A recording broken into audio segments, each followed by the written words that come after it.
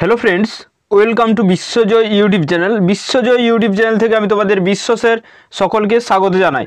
দেখো, তোমাদের যে পিএসসির সিলেবাস, সেই সিলেবাসের অন্তর্গত বিভূতিভূষণ বন্দ্যোপাধ্যায়ের যে একটি উপন্যাস আরণ্যক উপন্যাস, এটি তোমাদের পিএসসি সিলেবাসে আছে। তো দেখো, সেই পিএসসি সিলেবাসে যে আছে আরণ্যক উপন্যাস, সেই উপন্যাসের যে তোমাদের যে মুখ্য চরিত্রগুলো আছে, এই উপন্যাসে আমরা দেখতে পাবো যে চরিত্রের যেন মেলা বসেছে, যে প্রচুর চরিত্র আমরা এখানে দেখতে পাবো। তো আমরা কয়েকটি শ্রেষ্ঠ চরিত্র নিয়ে আলোচনা করব, সঙ্গে সঙ্গে তোমাদের পিএসসিতে কী ধরনের প্রশ্ন উত্তর আসতে পারে সেই সমস্ত গুরুত্বপূর্ণ প্রশ্নগুলো নিয়েও আলোচনা করব, এবং পিএসসির যে প্রিভিয়াস ইয়ার্সে বিগত বছরে কী ধরনের প্রশ্ন এসেছিল সেইগুলো নিয়েও আলোচনা করব। তো তোমরা আনুমানিক এই ভিডিও থেকে তোমরা আনুমানিক যে আরণ্যক উপন্যাস সংক্রান্ত তোমরা যে বিষয়বস্তু কি আছে, কি ধরনের উপন্যাস, একটা কমপ্লিট তোমরা কিন্তু বিষয়বস্তুটা বুঝতে পারবে যে কি ধরনের এই উপন্যাস। দেখো, ভিডিওটি শুরু করছি। অবশ্যই তোমরা তোমাদের যারা পিএসসি যে সমস্ত বন্ধুরা আছে, যারা পিএসসি প্রিপারেশন নিতে চাইছে, যারা সেলফ স্টাডি করছে, তাদের সঙ্গে শেয়ার করে দিও। আর যারা আমাদের টেলিগ্রাম গ্রুপে যুক্ত হওনি, ঠিক আছে, এই আরণ্যক উপন্যাসের আমি পিডিএফটা টেলিগ্রাম গ্রুপে সেন্ড করে দিয়েছি, তো টেলিগ্রাম গ্রুপে যুক্ত হয়ে যাও। দেখো, ডেসক্রিপশন বক্সের লিঙ্ক আছে। দেখো, আমাদের এই যে আরণ্যক উপন্যাস, এই আরণ্যক উপন্যাসটির সঙ্গে আমরা যদি দেখি যে তিনি বিভূতিভূষণ বন্দ্যোপাধ্যায় যে 1928-এ তার যে ভ্রমণ কাহিনীমূলক রচনা যে স্মৃতির রেখাতে তিনি জানিয়েছিলেন যে আমি ভবিষ্যতে কোনো দিন যে নির্জন জঙ্গলের মধ্যে কিভাবে খুপড়ি বেঁধে, মানে সামান্য একটা কুঁড়ে ঘরের মতো, একেবারে সামান্য, বেশি উঁচু নয়, সেই স্থানে বসবাস করে কিভাবে দিন যাপন করেছি, তার একটা আমি যে পাঠকদের সামনে এই যে সমস্ত কাহিনী আমি তুলে ধরব। তো দেখো, এই যে উপন্যাসটি তিনি যখন ভাগলপুরে থাকাকালীন তিনি রচনা, মানে সেই যে ভাগলপুরে থাকাকালীন তিনি এটি লিখেছিলেন বা লেখার পরিকল্পনা করেছিলেন। ভাগলপুরে থাকাকালীন এটি লেখার পরিকল্পনা করেন, এটা মনে রাখবে, ঠিক আছে।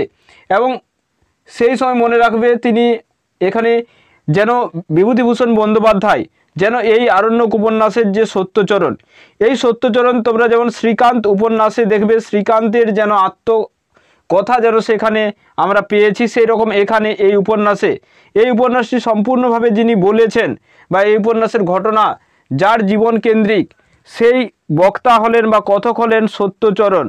ওকে, তো দেখো, উনি হলেন এই উপন্যাসের নায়ক সত্যচরণ, তিনি হলেন তরুণ যুবক।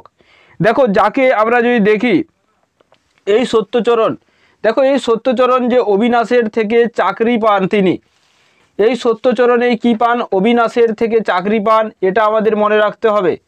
যে এই উপন্যাসে মোট 18টি পরিচ্ছেদ আছে, এটিও আমাদের মনে রাখতে হবে। উপন্যাসে যে পরিচ্ছেদের সংখ্যা সেটি হচ্ছে 18টি। মনে রাখবে, এখানে তার বন্ধু যে অবিনাশ, যেহেতু তিনি প্রথমে কাজের সন্ধানে কলকাতায় প্রচুর ঘোরাঘুরি করেন, এবং যখন তার বন্ধু যখন অবিনাশের সঙ্গে তার সাক্ষাৎ হয়,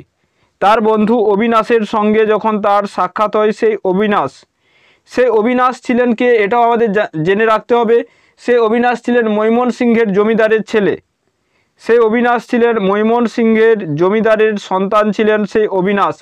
এবং সেই অবিনাশ পেশায় একজন গায়ক, সেই অবিনাশেই সত্যচরণকে এই চাকরির অফারটি দেন, এবং ম্যানেজারের যে পদে চাকরিতে তাকে নিয়োগ করা হয় সত্যচরণকে। দেখো, এখানে পুরোপুরি সত্যচরণ যে জঙ্গল প্রকৃতি, ঠিক আছে, সেই যে প্রাকৃতিক সৌন্দর্যে মুগ্ধ হয়েছেন, এবং কিভাবে সত্যচরণ দেখেছেন যে কিভাবে প্রকৃতির যে ধ্বংসরূপ, সেই সত্যচরণ নিজের চোখে যা কিছু দেখেছেন সেগুলো দেখো আমাদের এই উপন্যাসের মধ্যে তিনি তুলে ধরেছেন। দেখো, আমরা যদি তারপরে যদি চরিত্র দেখি রাজু পাড়ে চরিত্র আছে। এই রাজু পাড়ে, দেখো, এই যে রাজু পাড়ে চরিত্রটি আছে, এই রাজু পাড়ে চরিত্রটি যদি আমরা দেখি যে চারিত্রিক যে বৈশিষ্ট্য, দেখো, দরিদ্র, ভীষণ নিরীহ এবং লাজুক ব্যক্তি, এই ধরনের হলেন এই রাজু পাড়ে। সেই সঙ্গে সঙ্গে দেখো, এই রাজু পাড়ে মনে রাখবে যার মহিষ ছিল প্রথমে 6টি, 6টি যার মহিষ ছিল, এবং পরবর্তীতে সেটি 10টি হয়েছিল মহিষ তার লালন পালনের ক্ষেত্রে, মনে রাখবে। তো এখানে দেখো যে সত্যচরণ তাকে চাষের জন্য 2 বিঘা জমি দিল, 2 বছরেও সে বন কেটে পরিষ্কার করতে পারেনি। সে শুধুমাত্র চীনা ঘাসের দানা খেয়ে জীবন কাটিয়ে দিয়েছে। এখানে দেখতে পাবো আমরা যে এখানে সত্যচরণ জানিয়েছেন রাজু একজন অর্থ উপার্জনকারী থেকে অনেক বেশি দার্শনিক ও কবি প্রকৃতির মানুষ।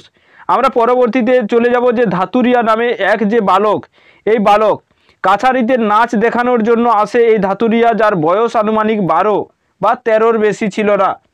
এই ধাতুরিয়া চরিত্রটি খুবই গুরুত্বপূর্ণ তোমাদের পিএসসির জন্য, এবং এই ধাতুরিয়াকে বলা হয় নাটুয়া বালক।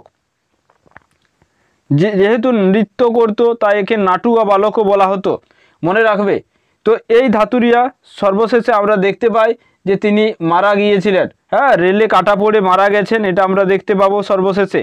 পরবর্তী চরিত্রের দিক থেকে যদি আমরা দেখি, দেখো ধাওতাল সাহু। এই যে ধাওতাল সাহু এই উপন্যাসের বলতে পারো একটা মানবিক চরিত্র এবং মনুষ্যত্ব, যার মধ্যে আমরা দেখতে পাবো এই ধাওতাল সাহু চরিত্রের মাধ্যমে। তিনি হলেন ধাওতাল সাহু নওগাছিয়া গ্রামে বসবাস করেন, এবং তিনি হলেন এমন এক মহাজন যিনি লোকজনকে সুদের বিনিময়ে অর্থ ধার দেন, কিন্তু তিনি কখনোই যে জোর জবরদস্তি করে কখনোই তিনি কোনোভাবে অর্থ তাদের কাছ থেকে নেন না, বা কোনোভাবেই তাদেরকে যে অত্যাচার তাদের উপর করেন না, যাদের উপর তিনি যে কোনোভাবে ঋণ দিয়ে থাকেন। ঠিক আছে, যদি কোনোভাবে তিনি অর্থ দেন বিনিময়ে, ধারভাবে সুদের বিনিময়ে, তারা যদি পরিশোধ করতে নাও পারে, তিনি কিন্তু জমি কেড়ে নেন না বা তাদের উপর অত্যাচার করেন না। এরপর আমরা চলে যাব পরবর্তীতে, দেখে নাও মটুকনাথ পাড়ে। রাজু পাড়ে পেলাম, আমরা পাবো মটুকনাথ পাড়ে একজন ব্রাহ্মণ পণ্ডিত, এবং তিনি গ্রামের টোলে পড়াতো আগে, এবং টোল যেহেতু বন্ধ হয়ে যায় তাই সত্যচরণের অফিসে এসে উপস্থিত হয় সেই মটুকনাথ, এবং তাকে, ঠিক আছে, তাকে এখানে সত্যচরণ যে আমরা যদি দেখতে পাই যে এখানে দেখে নাও ম্যানেজার বাবু যদি অনুগ্রহ করে, তাহলে এখানে তিনি টোল খুলতে চেয়েছিলেন এবং টোল খুলেও দিয়েছিলেন মটুকনাথকে। তো মটুকনাথ মনে রাখবে পেশায় মাস্টারমশাই, পেশায় হলেন মাস্টারমশাই মটুকনাথ, যার বয়স আমরা উপন্যাসে পাই 60 বছর। তাহলে মটুকনাথ চরিত্রটি আমাদের জানতে হবে। পরবর্তীতে আমরা পেয়ে যাব, দেখো যুগল প্রসাদ চরিত্র। এই যুগল প্রসাদ চরিত্র, যার সান্নিধ্যে এসে সত্যচরণ, ঠিক আছে, অনেক কিছু উপলব্ধি করেছেন, যে প্রকৃতি প্রেমিক হলেন এই যুগল প্রসাদ। তো দেখো সে নিঃস্বার্থ প্রকৃতি প্রেমিক, সে নিজের অর্থ ব্যয় করে, নিজের সময়কে ব্যয় করে তিনি কি করেছেন, বিভিন্ন বীজ, বিভিন্ন লতাপাতা, যে গাছগাছালি, সমস্ত কিছু জঙ্গলের চারিদিকে পুঁতেছে, এবং সুন্দর সুন্দর বেশ কিছু সময় পরে সেখানে ফুল ফুটেছে। ঠিক আছে, এখানে যুগল প্রসাদ চরিত্রটি আমরা এখানে দেখতে পাবো। এখানে যে পাটোয়ারি দেখতে পাবো, যে বনোয়ারি লালের ভাই হলেন এই যুগল প্রসাদ, মনে রাখবে। আমরা চলে যাব যদি পরবর্তী চরিত্রের দিকে যাই, দেখো কুন্তা চরিত্র পাবো। এই কুন্তা চরিত্র যদি আমরা দেখি, যে লেখকের ভাষায় কুন্তা একজন সতী এবং পবিত্র নারী, কারণ সে একজন বাইজির সন্তান, কিন্তু বাইজির সন্তান হয়েও তিনি এক রাজপুতকে বিয়ে করেন, এবং স্বামীর মৃত্যুর পর তার যে রাসবিহারী সিং তাকে নিজের বাড়িতে নিয়ে যায়, এবং সেখানে নানা রকম খারাপ প্রস্তাব দেয়। এখানে বলতে পারো খল চরিত্র রাসবিহারী সিং। এছাড়া এখানে আমরা কুন্তাকে আমরা দেখতে পাবো সত্যচরণ খাবার সাহায্য করেন, তাছাড়া পরবর্তীতে চাষাবাদের জন্য জমি দিয়েছিলেন। আমরা নেক্সট চলে যাব, দেখে নাও পরবর্তী যে ভেঙ্কটেশ্বর প্রসাদ, তিনি হলেন স্থানীয় কবি, এবং জঙ্গলের ধারে তার স্ত্রীকে নিয়ে বসবাস করে। সত্যচরণের অফিসে এসে তাকে তার লেখা কবিতা শোনায়। এখানে ভেঙ্কটেশ্বর প্রসাদ আমরা চরিত্রটি পাবো।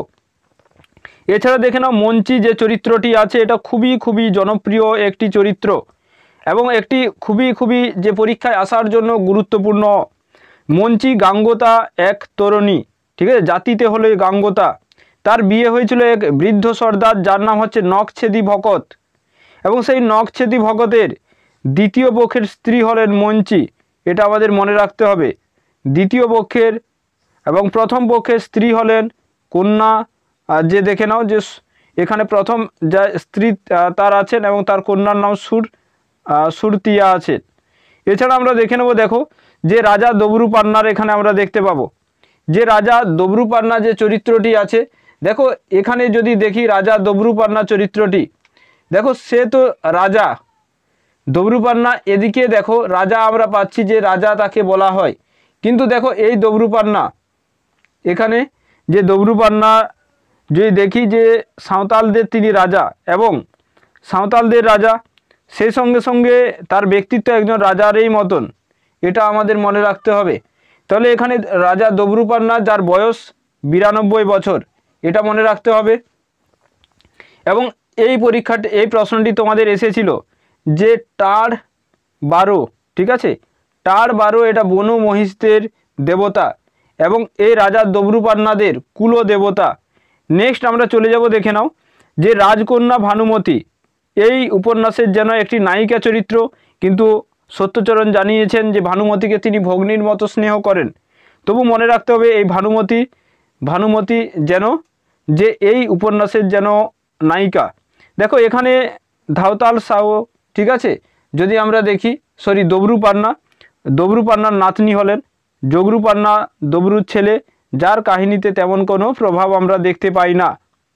এবং এখানে দেখে নাও সত্যচরণ ভেবেছিলেন যে আমি যদি ভানুমতিকে বিয়ে করতে পারি এবং আমাদের জন্য একটি সুখী বাসা বাঁধতে পারি, ভানু কোনো কল্পনাপ্রসূত দ্বৈতের কথা বলতে পারে এবং আমি যার শ্রোতা হতাম। কিন্তু এটি শুধুমাত্র স্বপ্ন কখনো সত্য হতে পারে না, এটা সত্যচরণ জানিয়েছেন। তার ইচ্ছে ছিল যে এখানে যদি এই প্রকৃতির কোলে থেকে যেতে পারি।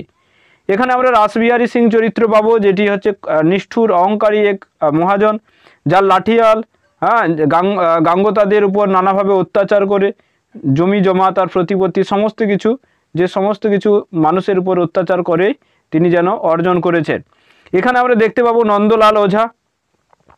এই নন্দলাল ওঝা খারাপ প্রকৃতির একজন মানুষ, ঠিক আছে, সে সত্যচরণকে খুশি করতে চেয়েছিল নানা রকমভাবে অর্থ দিয়ে, যে কোনোভাবে কাজে নিতে হবে তার ছেলেকে। নেক্সট আমরা চলে যাব, দেখো প্রশ্ন উত্তরের দিকে, যে আরণ্যক উপন্যাসটি যে প্রবাসী পত্রিকায় প্রকাশিত হয়েছিল। দেখো যে আরণ্যক উপন্যাস যদি আমরা দেখি 1939-এ প্রকাশিত হয়। আরণ্যক উপন্যাসটি 1939-এ প্রকাশিত হয় প্রবাসী পত্রিকায় এবং এটি উৎসর্গ করা হয় গৌরী দেবীকে। তো এটি দেখো আশ্বিন 1342 বঙ্গাব্দ থেকে কার্তিক 1343 বঙ্গাব্দ পর্যন্ত এটা প্রকাশিত হয়েছিল। নেক্সট প্রশ্নে আমরা যদি চলে যাই, দেখো যে আরণ্যক উপন্যাসে কথক যে মেসে থাকতেন সেটা দেখো। আরণ্যক উপন্যাসে যে কথক যে মেসে থাকতেন সেটি তোমাদের অ্যান্সার হয়ে যাবে কি, যে এটা জগন্নাথ, মেসের যে চাকরের নাম জগন্নাথ। নেক্সট আমরা প্রশ্নে চলে যাব, দেখো যে হিন্দুস্তান হোটেলে থাকার সময় সত্যচরণ আর অবিনাশ যাকে ডিবেটিং ক্লাবের সভাপতি করেছিলেন, হিন্দুস্তান হোটেলে থাকার সময় এখানে তোমাদের হয়ে যাবে গুরুদাস বন্দ্যোপাধ্যায়কে। অপশন বি হয়ে যাবে সঠিক উত্তর। নেক্সট প্রশ্ন দেখো ধাওতাল সাউর ঘর কোথায়, ধাওতাল সাউর বাড়ি কোথায়, খুবই গুরুত্বপূর্ণ প্রশ্ন। এটা হয়ে যাবে নওগাছিয়ায়।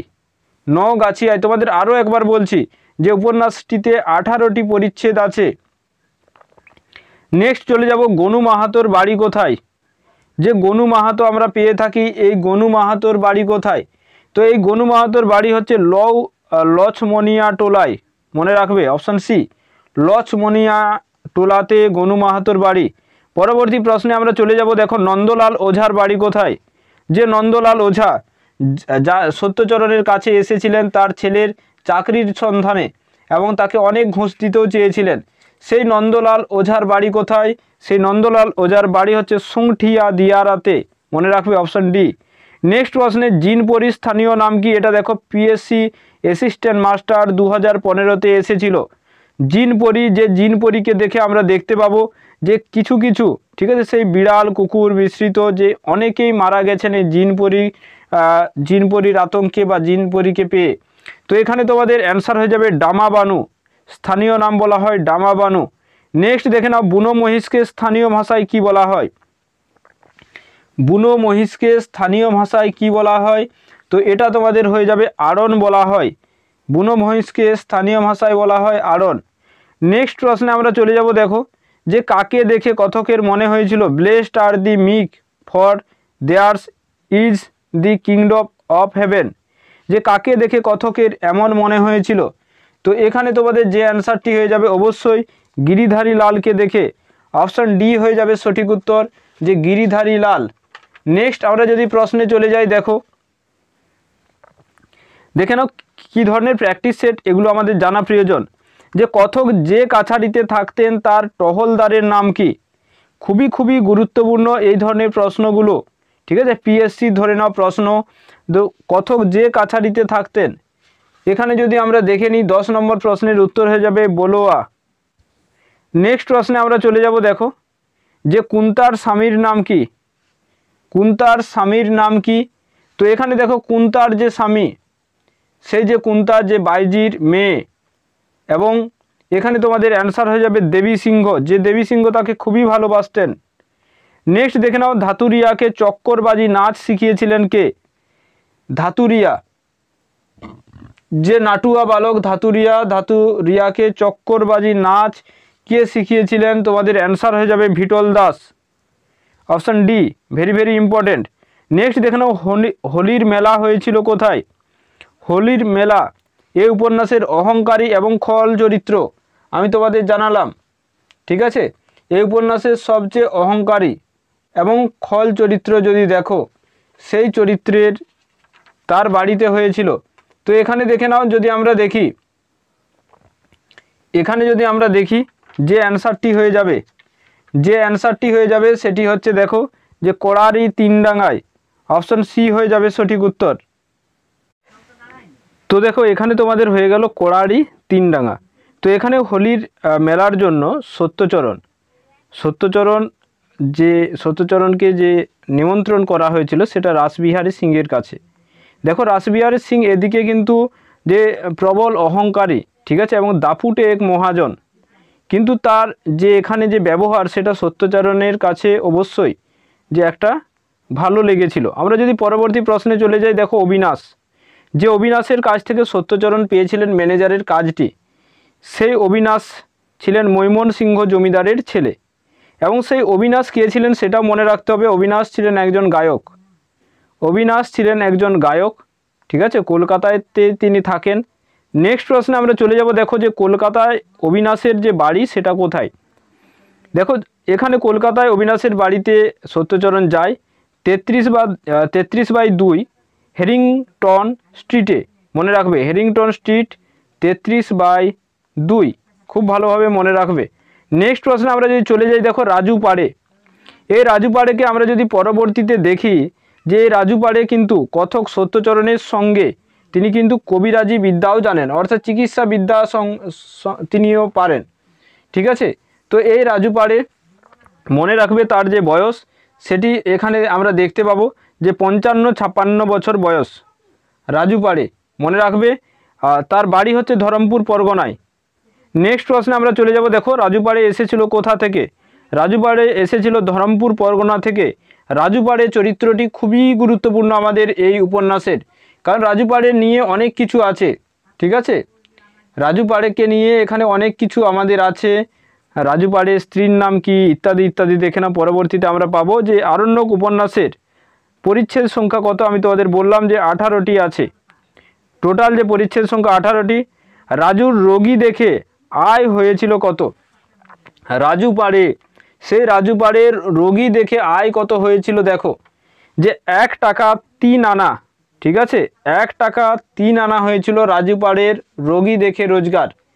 খুবই খুবই গুরুত্বপূর্ণ। রাজু পাড়ে যখন চিকিৎসা শুরু করেন, বাড়ি বাড়ি গিয়ে কোলেরার যখন চিকিৎসা করেন, তার আয় হয়েছিল। দেখে নাও যুগল প্রসাদ হলেন লবটুলিয়ার পটোয়ারির বনোয়ারি লালের কে? এই যুগল প্রসাদ হলেন কে? প্রকৃতি প্রেমিক। আমি তোমাদের প্রথমেই চরিত্রগুলো যখন আলোচনা করছিলাম জানালাম যে তিনি ছিলেন একজন প্রকৃতি প্রেমিক। এবং লবটুলিয়ার পটোয়ারি বনোয়ারি লালের মনে রাখবে যে কাকাতো ভাই হলেন এই যুগল প্রসাদ। এটি পিএসসি অ্যাসিস্ট্যান্ট প্রফেসর 2014-তে এসেছিল। তাহলে দেখো বিগত বছরে যে ধরনের প্রশ্ন তোমাদের এই আরণ্যক উপন্যাস থেকে এসেছে সেগুলো আলোচনা করছি, পাশাপাশি গুরুত্বপূর্ণ প্রশ্নগুলো আলোচনা করে দিচ্ছি। তো তোমাদের কাছে অনুরোধ যে অবশ্যই তোমরা ভিডিওটি বন্ধুদের সঙ্গে শেয়ার করবে। দেখো আমরা যদি দেখি যে আরণ্যক উপন্যাসের চরিত্র নয় কোনটি, এটা হয়ে যাবে মুঙ্গলি চরিত্র নয়। নেক্সট প্রশ্ন দেখো, টোল খুলে ছাত্র পড়াবার ব্যবস্থা কে করেছিলেন? টোল খুলে ছাত্র পড়াবার ব্যবস্থা করেছিলেন 60 বছর বয়সী মটুকনাথ। 60 বছর বয়সী মটুকনাথ, মনে রাখবে। সত্যচরণের সহায়তায় তিনি টোল খুলেছিলেন। নেক্সট প্রশ্ন, ঘোড়ার নাচ শেখাতো কে? যে ঘোড়ার নাচ, অনেক ধরনের ঘোড়ার নাচ আছে এখানে আমাদের, তো এটা হয়ে যাবে তোমাদের যে ছোটু সিং, ছোটু সিং হয়ে যাবে। ঠিক আছে, এখানে তোমাদের যে ঘোড়ার নাচ শেখাতো ছোটু সিং। নেক্সট প্রশ্নে আমরা চলে যাব যে নখছেদির দ্বিতীয় পক্ষের স্ত্রীর নাম কি? দেখো নখছেদির যে প্রথম পক্ষের যে স্ত্রী, সেই প্রথম পক্ষের স্ত্রীর নাম হলো তুলসী, এবং এই তুলসীর কন্যা হলো সুরতুয়া, এবং তার দ্বিতীয় পক্ষের স্ত্রীর নাম হলো মঞ্চি। নেক্সট প্রশ্নে আমরা চলে যাব, দেখো যে দবরু-পান্নার বয়স কত? দবরু-পান্নার বয়স কত? দবরু-পান্না মনে রাখবে যে এখানে সাঁওতাল বিদ্রোহ যে 1862-তে তার একজন নেতৃত্বের একজন নেতা ছিলেন, তার বয়স হচ্ছে 92 বছর, এবং সাঁওতালদের তাকে রাজা বলা হয়। এবং এই সাঁওতালদের বা দবরু-পান্নাদের যে কুল দেবতা সেটা হচ্ছে টাঁড়-বারো। এই টাঁড়-বারো কিন্তু তোমাদের পরীক্ষাতে এসেছিল যে বুনো মহিষদের দেবতা হলেন এই টাঁড়-বারো। নেক্সট প্রশ্নে আমরা চলে যাব, রাজু পাড়ের স্ত্রীর নাম কি? দেখো রাজু পাড়ের স্ত্রীর নাম সরয়ু বা সরজু। ঠিক আছে, সরয়ু বা সরজু। রাজুর যখন বয়স 17-18 বছর, তখন তিনি ধরমপুরের যে শ্যামলাল টোলাতে ব্যাকরণ পড়তো, এবং টোলের শিক্ষকের মেয়ে সরজুকে তিনি ভালোবাসেন। নেক্সট প্রশ্নে আমরা চলে যাব, দেখো যে দবরু-পান্নার সঙ্গে ভানুমতির সম্পর্ক কি? দবরু-পান্নার সঙ্গে যে উপন্যাসের যে প্রধান চরিত্র, দেখো দবরু-পান্নার নাতনি হলো এই ভানুমতি। ঠিক আছে, মনে রাখবে দবরু-পান্নার নাতনি হলেন এই ভানুমতি। ভানুমতির বয়স হচ্ছে আনুমানিক 16 থেকে 17 বছর। নেক্সট দেখে নেব যে দবরু-পান্নার কাছে কোন উৎসবের নিমন্ত্রণ পেয়েছিল? তো এখানে ঝুলন উৎসবের, সেখানে রাত্রি জেগে মেয়েদের নৃত্য তিনি দেখেছিলেন। নেক্সট দেখে নাও ঘাটো হলো কি? দেখো পিএসসি অ্যাসিস্ট্যান্ট প্রফেসর 2014-তে এসেছিল এই প্রশ্নটি। তো ঘাটো হলো মকাই সেদ্ধকে বলা হয় ঘাটো।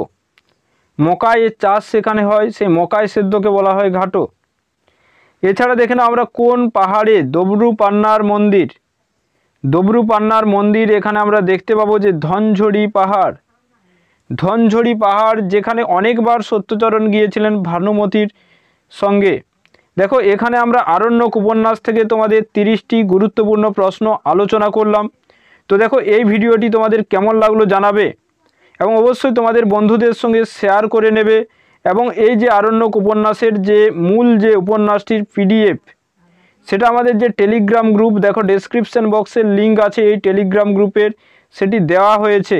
সেই লিঙ্কে যুক্ত হয়ে আরণ্যক উপন্যাসের PDFটি ডাউনলোড করে প্রত্যেকে প্রিপারেশন শুরু করে দাও। এবং যারা পিএসসি সংক্রান্ত নিউ ব্যাচে অ্যাডমিশন হতে চাইছো, পিএসসি সংক্রান্ত নিউ ব্যাচে যারা অ্যাডমিশন হতে চাইছো, তারা অবশ্যই কমেন্ট করে জানাবে নিউ ব্যাচ লিখে। ঠিক আছে, বা আমাদের টেলিগ্রাম গ্রুপে যুক্ত হয়ে থাকবে। এই মাসেই তোমাদের খুব তাড়াতাড়ি যে নিউ ব্যাচ সংক্রান্ত আমি আপডেট দিতে চলেছি, ফিস কত, ঠিক আছে, কিভাবে তোমাদের নম্বর 1 গাইড আমি করিয়ে থাকবো, সমস্ত কিছু A to Z আমি আলোচনা করে দেব। প্রত্যেকে সুস্থ থাকবে, ভিডিওটি বন্ধুদের সঙ্গে শেয়ার করো।